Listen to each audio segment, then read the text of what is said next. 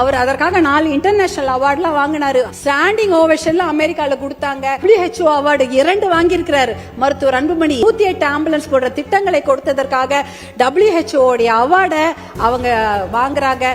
நன்றி தலைவரே, நன்றி சொல்லி முடிச்சிடணும். நன்றி சொல்லி முடிச்சிடுறேன். மாற்றம் அப்படின்னு சொல்லிட்டு தான் எல்லாருமே ஆட்சிக்கு வந்திருக்கிறாங்க. இப்படிப்பட்ட ஒரு மாற்றத்தை கொடுக்க வேண்டும் என்பதற்காக தான் 2004 மருத்துவர் அன்புமணி அவர்கள் சுகாதாரத்துறை அமைச்சராக பொறுப்பேற்ற போது நிறைய முன்னேற்றமான திட்டங்களை கொண்டு வந்திருக்கிறாரு. அவர் அதற்காக 4 இன்டர்நேஷனல் அவார்ட்லாம் வாங்கினாரு.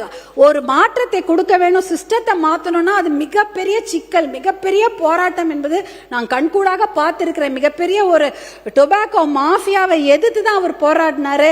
அதற்காக அவருக்கு விருதுகள்லாம் கிடைச்சது. ஸ்டாண்டிங் ஓவேஷன்ல அமெரிக்கால கொடுத்தாங்க. அதே போல யுனைடெட் நேஷன்ஸ்ல WHO அவார்டு 2 வாங்கியிருக்கிறார் மருத்துவர் அன்புமணி. எதற்காக?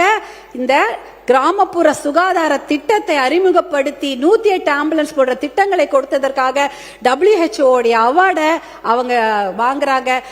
டோனி பிளேர் அவர் இங்கிலாந்துடைய prime minister, Bill Gates, Bill Clinton அமெரிக்காவுடைய அதிபர், அதே போல கோய்சுமி சொல்லிட்டு ஜப்பானுடைய பிரதமர், கோஃபி அன்னன் என்ற யுனைடெட் நேஷன் ஜெனரல், இவர்கள் வாங்கிய விருதை மருத்துவர் அன்புமணி இந்தியாவில் வாங்கியிருக்கிறாரு. Rotary International award for polio எராடிகேஷனுக்காக, போலியோ ஒழிப்பதற்காக இந்த சாதனைகள் எல்லாம் அவர் செய்ததற்காக அந்த இன்டர்நேஷனல் விருதை அவருக்கு டெல்லியில கொடுக்கறாங்க. இத்தனை அவார்ட்களையும் அவர் வாங்கியிருக்காரு. ஆனா அங்க டெல்லியில தான் தெரியும், அது இன்டர்நேஷனல்ல தான் அவரை பத்தி தெரியும். இங்க யாரும் அவருடைய சர்வீஸ்ல கண்டுக்கவே இல்லை, அதை பத்தி அவர் பெருசா எடுத்துக்கிட்டதும் இல்லை. அவரை பொறுத்த வரைக்கும் கீதையில சொன்ன மாதிரி கடமையை செய், பலனை எதிர்பார்க்காதே என்ற ஒரு விஷயத்துல தான் அவர் பயணிச்சிட்டு இருக்கிறாரு. இப்படிப்பட்ட எல்லாரும் அவர்களுடைய கட்சி தலைவர்களை பற்றி குறுக்கீடுகள் இல்லாமல் உங்களுக்கு 20 நிமிடம் நான் அழைத்திருக்கிறேன். நன்றி சொல்லி முடிச்சிடணும். நன்றி சொல்லி முடிச்சிடுறேன். எல்லாருக்கும் அவர்களுடைய தலைவர்களை பத்தி ஒரு 4 நல்ல வார்த்தை நிறைய சொல்லியிருக்கீங்க. என்னுடைய மதிப்புக்குரிய அன்புமணி அவர்களை பற்றி நீங்க நிறைய சொல்லியிருக்கீங்க. அடுத்து நீங்க நன்றி சொல்லி முடிக்க. நன்றி. இறுதியாக சமூக நீதி கணக்கெடுப்பு என்று ஒரு வரலாற்று சிறப்புமிக்க தீர்மானத்தை அறிவிப்பை வெளியிட்டீர்கள். அதற்கு பட்ஜெட் ஒதுக்கி இருந்தால் இன்னும் நன்றாக இருந்திருக்கும். அதே போல கூட்டுறவு கடன் தள்ளுபடியை எதிர்பார்க்கின்றோம். இலவச மின்சாரத்திற்கு உடனடியாக எதிர்பார்த்திருக்கின்றோம். டாஸ்மாக் மதுக்கடைகளை படிப்படியாக மூடி பெண்களுடைய மகிழ்ச்சிக்கும் பாதுகாப்பையும் உறுதி செய்ய வேண்டும். அதற்கான அறிவிப்புகளையும் எதிர்பார்த்து கொண்டிருக்கின்றோம்.